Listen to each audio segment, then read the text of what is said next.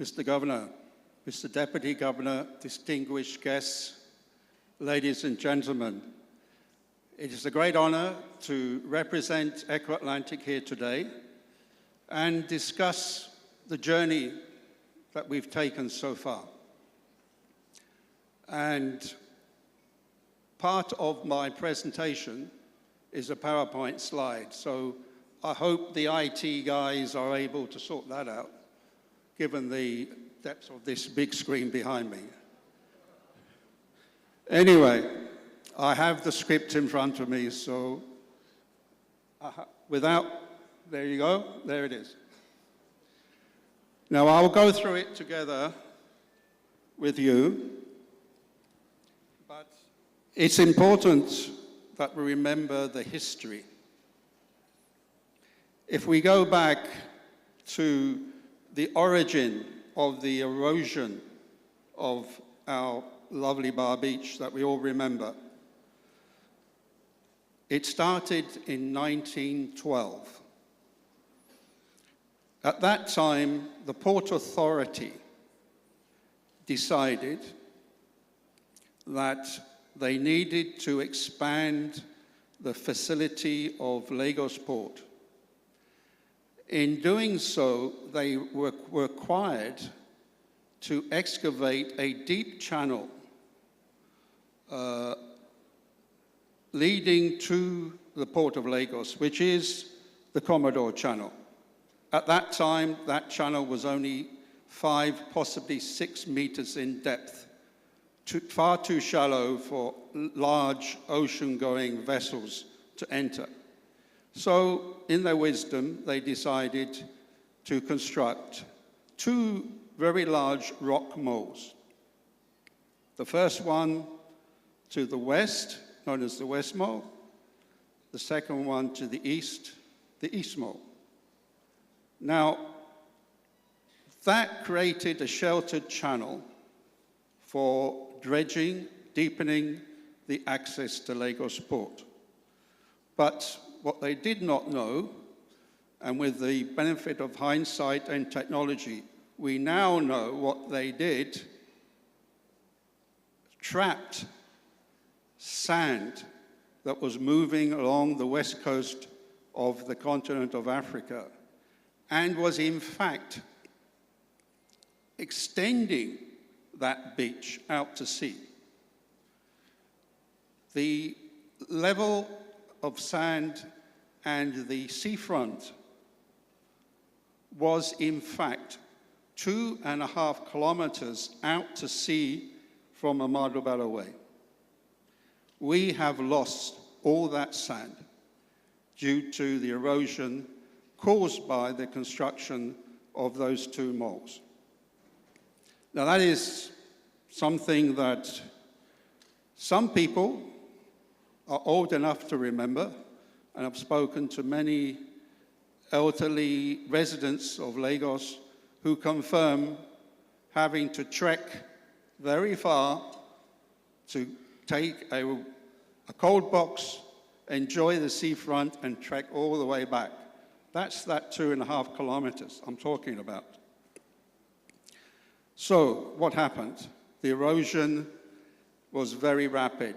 It was in the order of 25 to 30 meters of beach retreat year on year on year, until we reached 2005. What remained of our beloved Bar Beach and a greater part of Amado Bello Way collapsed into the sea. That event caused great concern for the residents of Victoria Island, and immediately the Lagos State Governor enlisted high-tech construction company to build a shoreline defense. High-tech engaged that promise from the governor and worked round the clock, 24 hours, to build a very robust seawall that resisted further erosion to the coastline of Victoria Island, but was not the full story. We had to go further than that. And in July 2006, we signed a concession agreement with the Lagos State government to build the Eko Atlantic City. And the first demand of that concession agreement was to design, engineer, construct, and finance the entire project.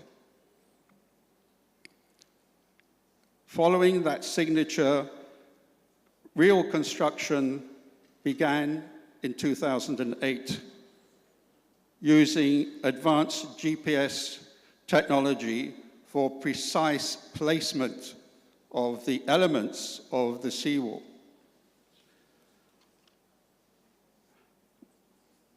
Okay, now, I think they're jumping a bit ahead of me, but could you go back to slide 2, please? No, further. That's it, you got it. That screen you see there represents the development of Eko Atlantic from day one. As you can see, in 2009, there is no sand. That's how serious the situation was. Victoria Island, at its highest point, is 4.5 meters above sea level and slopes towards Eko. When you reach the ramp to go on to Falomo Bridge, you're barely a meter above sea level. So put that in your minds. If the Bar Beach disappeared, you're very kind, thank you. If Bar Beach disappeared, if the whole of Amado Bellaway had gone, the whole of Victoria Island would have been under seawater. That doesn't bear thinking about. So, work started. In 2011, we had completed 3 million square meters of land, reclaimed, and the seawall was advancing rapidly.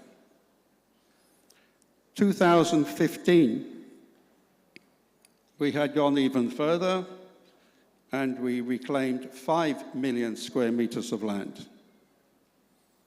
2018, we had gone and reclaimed close to 7 million square meters. But then, a little blip, COVID. We had to stop work, unfortunately. But we're still there, but we're working with our consultants and engineers.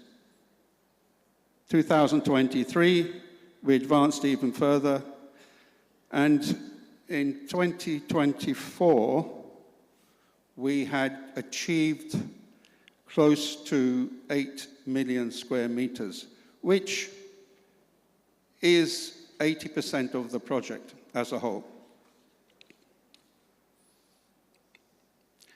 So now we go on, hopefully, with the next slide, the Great Wall of Lagos.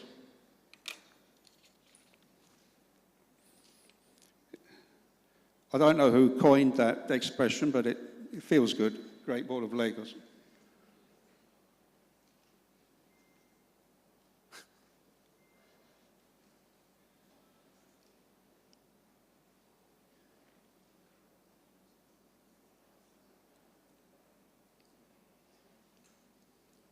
Technology defeats us all. Aha, there you go. So, the Great Wall of Lagos. The concept of Eko Atlantic and the Great Wall is to protect Victoria Island, and Phase 1 Lekki from ocean surge. That Great Wall, as you can see from the first slide, is 8.5 meters above sea level at its crest. But below that is 10 to 12 meters of rock. The wall itself is also 8.5 kilometers in length, and at its base, 58 meters wide. A huge volume of rock. And that, our engineers tell us, is what is required to protect Eko Atlantic, but also protect, and our primary responsibility, protect Victoria Island and Lekki. I'm happy to say that that has been achieved already.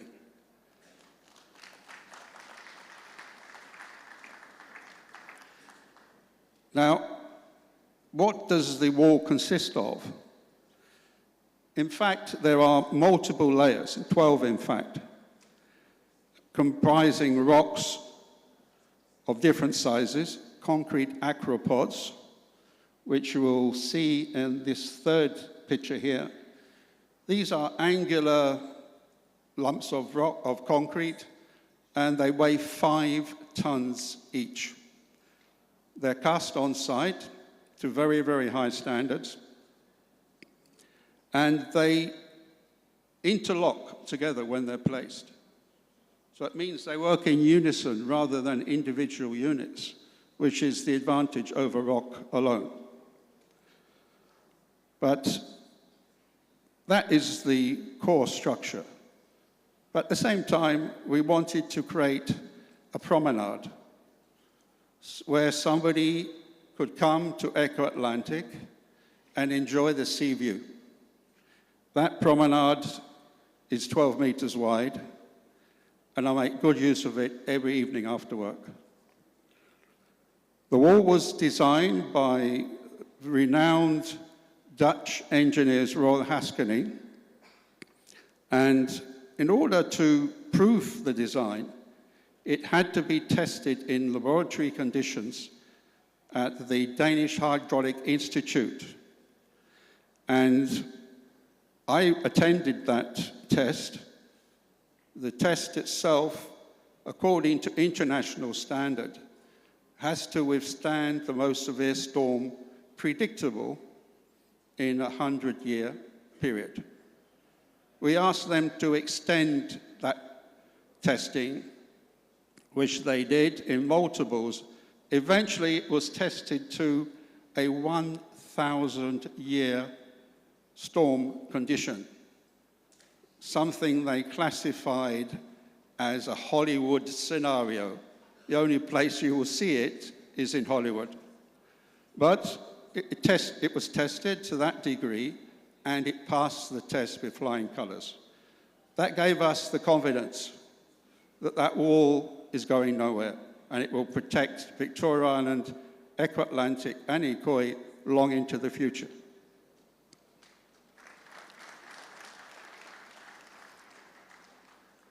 So let's try again.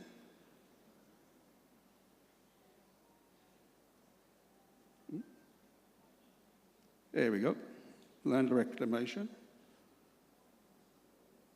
Right. The total planned area of Eko Atlantic is 10 million square meters. That is almost the equivalent of twice the size of Victoria Island. And on that footprint, we are constructing a city of international standard.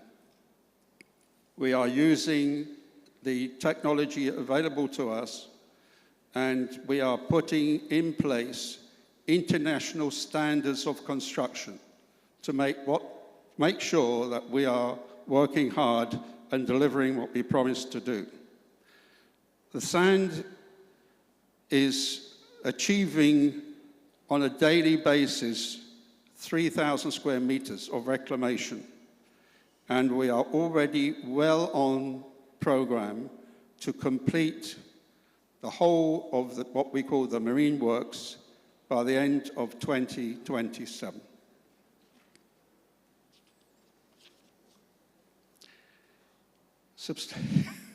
Have I got a few more minutes?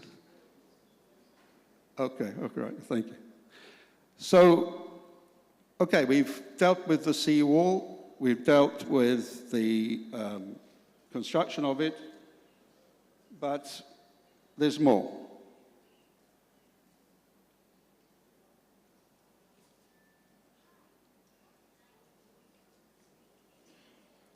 Here we go.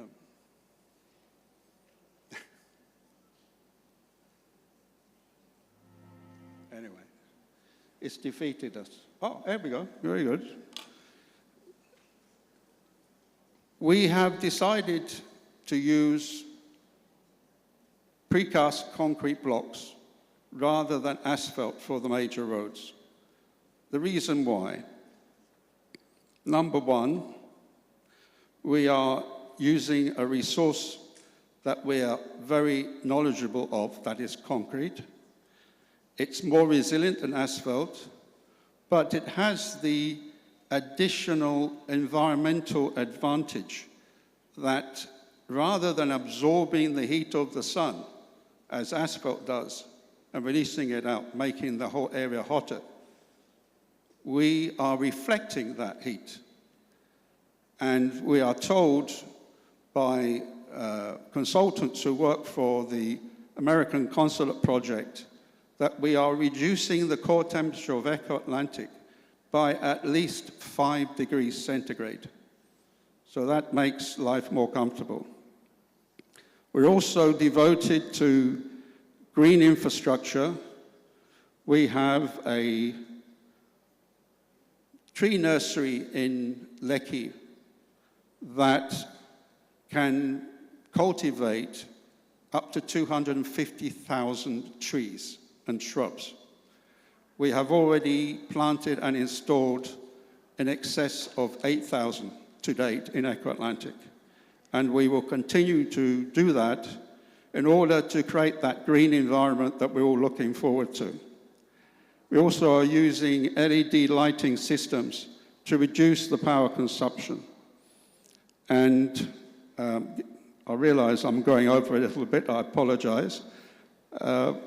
But it's important to know that an EIA, an environmental impact assessment, was made on Eko Atlantic as a collaboration with the Federal Ministry of Environment and the Lagos State Ministry of Environment. And we have regular visits from the Lagos State Ministry to ensure that we are progressing. And I'm pleased to see that my good friend, Mr. Lasisi of the Lagos State Ministry, is in attendance tonight, and we work very close together.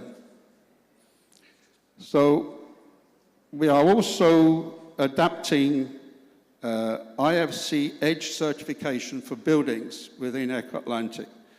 Now that means that in order for a building to be constructed, it has to comply with very stringent environmental standards.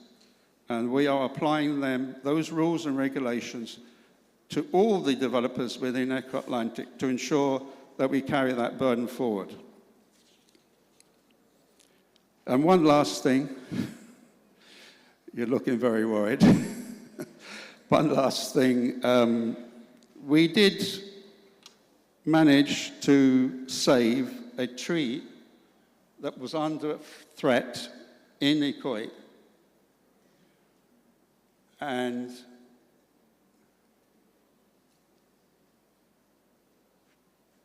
by the way, while we're waiting, that's the tree nursery we have in Ikoyi. Aha, there it is. This 60-year-old tree was doomed to be cut down and lost. And it was in Ikoyi, and through collaboration with environmental groups, we managed to save that tree, plant it in Eko Atlantic, just a very bare trunk at the time.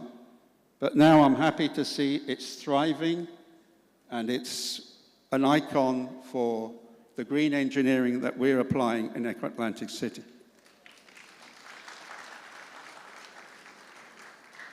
So that more or less wraps up my presentation. My apologies for the slow movement of the files, but what can I say? Again, my thanks to Lagos State Government, the Ministry of Environment, and all the help that they are providing to ensure that Eko Atlantic is delivering on green engineering. Thank you very much.